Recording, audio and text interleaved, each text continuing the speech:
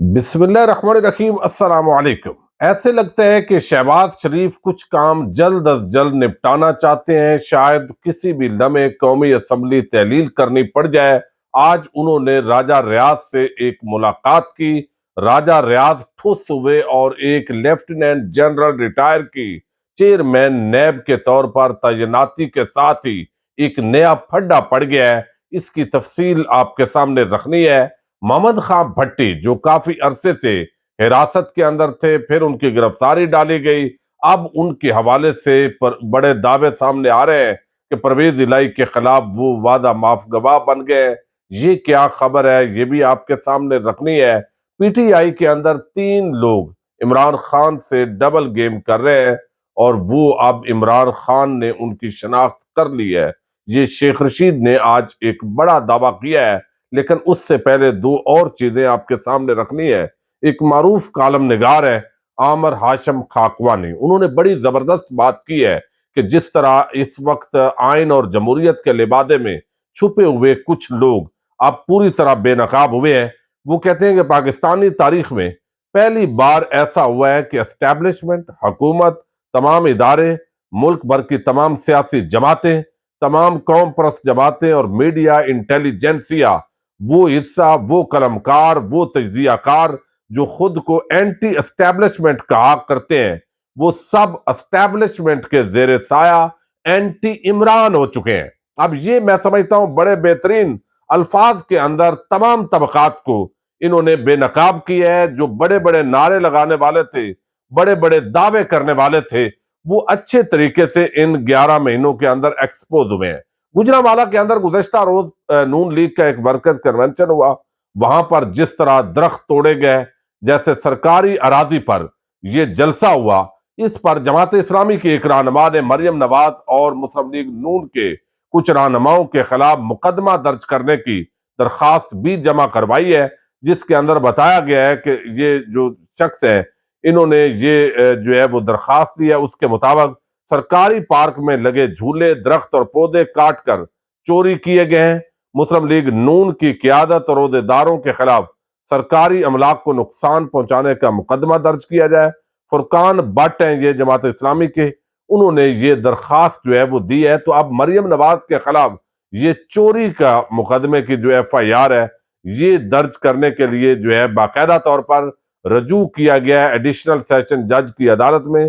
جج غلام آدم نے 7 مارچ کو سی پی او گجرانوالہ کو تمام ریکارڈ سمیت طلب کر لیا ہے۔ اب ایک اور بڑی خبر ہے، اور وہ خبر شیخ رشید صاحب نے دی ہے۔ اب شیخ رشید ظاہر ہے انہوں نے عمران خان سے ملاقات کی ہے، اور کچھ ایسے رہنما ہوتے ہیں ہر پارٹی کے اندر جو ڈبل گیم کھیل رہے ہوتے ہیں۔ انہوں نے یہ دعویٰ کیا ہے کہ پی ٹی آئی کے اندر 3 رہنما ایسے ہیں جو ڈبل گیم کھیل رہے ہیں، اور ان تینوں رہنماؤں کے حوالے سے عمران خان کے پاس معلومات پہنچ چکی ہیں، اور یہ جو ہے اب عمران خان کے نشانے پر آ گئے ہیں۔ اب ڈبل گیم سے مراد یہی ہوتا ہے کہ جس طریقے سے یا تو الیکشن کے لیے ڈیلینگ ٹیکٹس جو یوز کیے جا رہے ہیں حکومت کی طرف سے، وہ اس کا حصہ ہے، یا پھر اسٹیبلشمنٹ کسی طریقے سے ٹریپ کرنا چاہتی ہے تحریک انصاف کو، یہ کسی اس گیم کا حصہ ہے، اور وکٹ کے دونوں طرف کھیل رہے ہیں۔ میں اس وقت مناسب نہیں سمجھتا کہ کسی شخص کا نام لیا جائے، چونکہ شیخ رشید صاحب نے نام نہیں لیا۔ اب ایک اور بڑی خبر ہے، اور خبر آپ کو علم ہے کہ پچھلے تقریباً 2 ہفتے قبل محمد خان بھٹی جو پنجاب اسمبلی کے سیکرٹری ہیں، اور اس سے پہلے وہ وزیر اعلیٰ پنجاب پرویز الہی کے پرنسپل سیکرٹری بھی تھے، وہ کلرک سے کس طرح 22 گریڈ تک پہنچے، یہ ایک پوری داستان ہے۔ لیکن اب جس طرح ان کو پہلے حراست میں لیا گیا، لیکن ان کی گرفتاری کا زیر نہیں کی گئی، اور جو توقع تھی کہ چودھری پرویز الہی یا مونس الہی اس پر بہت زیادہ شور شرابہ کریں گے، اس طرح کا جو ریزسٹنس ہے وہ بھی دیکھنے کو نہیں ملا۔ لیکن اب چونکہ 2 دن پہلے ان کی بلوچستان سے جاتے ہوئے گرفتاری ڈالی گئی، اور ایسا ظاہر کیا گیا ایک نیچرل سٹائل کے ساتھ کہ جیسے وہ ایران بھاگنے والے تھے اور ان کو گرفتار کر لیا گیا۔ اب ظاہر ہے جو بندہ گرفتاری کے اندر ہوتا ہے اس پر تشدد بھی ہو رہا ہوتا ہے، بہر کے حالات اس کو اس طرح علم میں نہیں لائے جاتے، اور وہ سمجھتا ہے کہ شاید سب کچھ پتہ چل گیا ہے۔ تو پرویز الہی جو ہے ان کے خلاف گھیرا تو تنگ ہے، پوری طرح ان کو کوشش کی گئی ہے किसी तरीके से काबू किया जाए, उनसे बदला लिया जाए। वो मोनस इलाही के कहने पर क्यों इमरान खान के साथ खड़े हुए हैं। तो अब ये दावा किया गया कि परवेज इलाही के दस्तराज मोहम्मद खान भट्टी परवेज इलाही और मोनस इलाही के खिलाफ वादा माफ गवाह बनने के लिए तैयार हो गए। मोहम्मद खान भट्टी ने अपने इतराफी बयानात पर मबनी वीडियोस और रिकॉर्ड करवा दिए हैं। इस वीडियो में एक जज का जिक्र है जिनको पैसे दिए गए और वो पैसे जज के बेटे ने वसूल किए हैं। यानी जिस तरह के बयानात चाहे गए हैं उस तरह के बयानात की ऑडियो वीडियोस जो है वो मुबैना तौर पर ये उमर चीमा ने दावा किया है, जो सीनियर सहाफी है, उन्होंने दावा किया है कि उन्होंने इस हवाले से कुछ तस्लीम कर ली है चीजें। और अब देखना यह है कि जब पुलिस की कस्टडी के अंदर टार्चर से बचने के लिए अक्सर इस तरह की चीजें कबूल कर ली जाती हैं। अगरचे जो भट्टी खानदान है उसका बड़ा ताल्लुक है, दरीना ताल्लुक है, और ये दो नस्लों से ताल्लुक है, चौधरी बरादरान से ज़हूर इलाही साहब और फिर चौधरी शुजात और परवेज इलाही के साथ उनका बड़ा ताल्लुक था। और एक जो इनके भतीजे हैं अहमद खां भट्टी के मरहूम के बेटे साजिद अहमद खां भट्टी, वो पार्लिमानी लीडर भी थे पंजाब के अंदर काफ लीग के। और अब इस पूरे मामले के अंदर ज़ाहिर है और भी बहुत सारे भट्टी फैमिली के लोग मुख्तलिफ जो चौधरी बरादरान का बिजनेस है उसके अंदर भी वो फ्रंट फुट पर हैं। देखते हैं मजीद पर कितने केसेस बनते हैं, कोई मनी लॉन्ड्रिंग, कोई चोरी, कोई डकैती, कोई कमीशन, इस तरह के इल्जामात मजीद भी उन पर लगाए गए। तो आने वाले दिनों में चौधरी परवेज इलाही के गिर्द मोहम्मद खां भट्टी के जरिए और दीगर कुछ लोगों के जरिए जो है वो घेरा तंग किया जा रहा है। अब एक बड़ी अजीब डेवलपमेंट हुई और वो ये कि आज जो है वो शहबाज शरीफ ने जो उनके खुद साख्ता बने हुए हैं इस वक्त लीडर ऑफ अपोजिशन राजा रियाज जो है उनके मुलाकात का शरफ बख्शा शहबाज शरीफ ने। वैसे तो आप देखें उनकी ना कभी खबर लगी है ना उनकी कोई हैसियत और बुकत है, लेकिन चूंकि वो इमरान खान से उन्होंने बगावत की और जो सिंध के हाउस के अंदर जो खेल खेला गया तो वहां पर जो है उनको रखा गया, क्या कुछ उन्होंने वसूल किया, लेकिन लीडर ऑफ अपोजिशन की हैसियत से मराहत भी उन्होंने ली।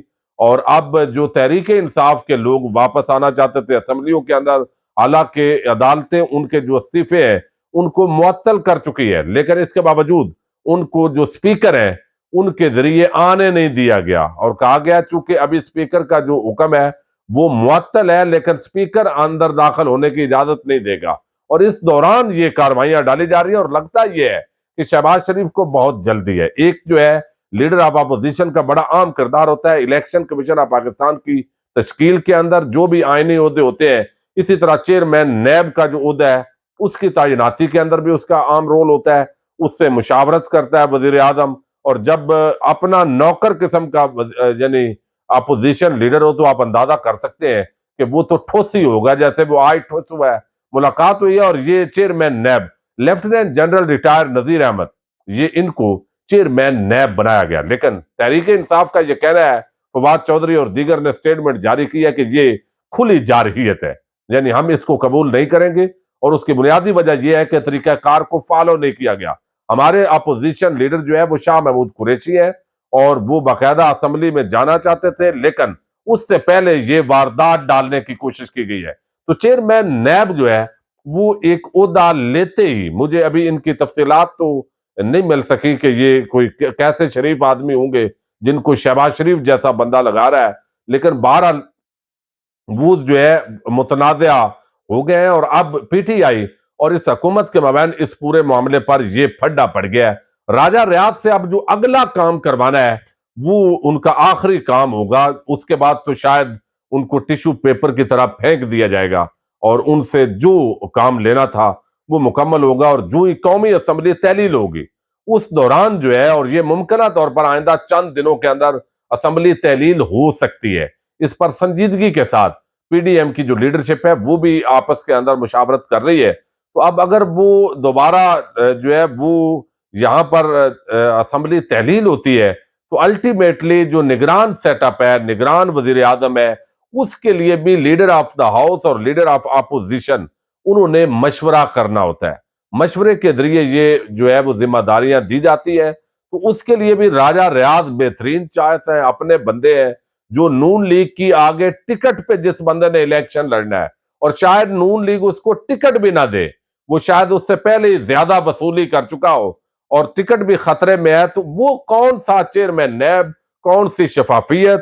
اور حیرت اس بات کی ہے کہ یہ پیپلز پارٹی اور یہ بیٹھی ہوئی جماعتیں جو میثاق جمہوریت کے بڑے نام لیتے تھے, آئین کا نام لیتے تھے, 18ویں ترمیم کا کریڈٹ دیتے ہیں, تو اب جو اصل جو سپیرٹ تھا وہ تو یہ تھا کہ لیڈر آف اپوزیشن اور لیڈر آف دا ہاؤس وہ مطمئن ہو کر ایک چیئرمین نیب کی تعیناتی کریں گے, تو اس رول کو تو فالو نہیں کیا گیا.